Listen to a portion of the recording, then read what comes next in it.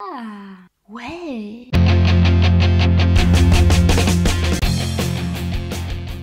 Il y a une chose que les retardataires ont compris.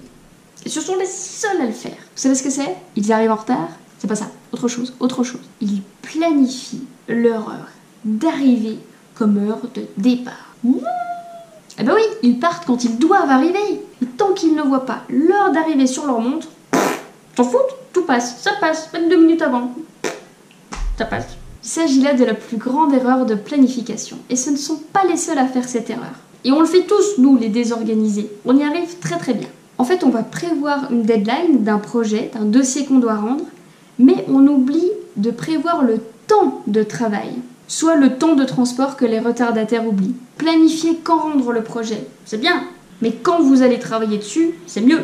Ne pas prévoir la durée de réalisation va avoir un impact sur votre agenda. Pourquoi ? Bien parce que vous allez prévoir des tâches à des heures fixes, mais il n'y en a aucune qui pourra être réalisée.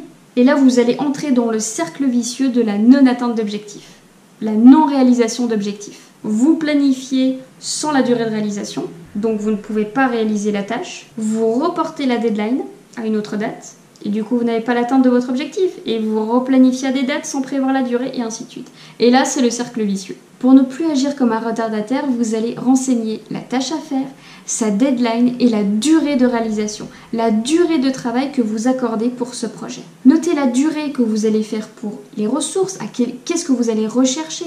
Je prévois du temps pour faire telle recherche, aller lire des livres. Je prévois la durée de ma construction de projet, qu'est-ce que j'y mets à l'intérieur, quel est mon sommaire par exemple. Et n'oubliez pas de vous ajouter un élément super important. 50% de durée d'imprévu. C'est-à-dire que si vous prévoyez 1 heure sur ce projet, prévoyez 1h30. Moi par exemple, quand je fais mes tests d'application, je sais que ça va me prendre 1h30. Et pourtant, je me planifie toujours 3 heures. Au cas où, si jamais il y a un imprévu, je suis sereine. Alors c'était utile ?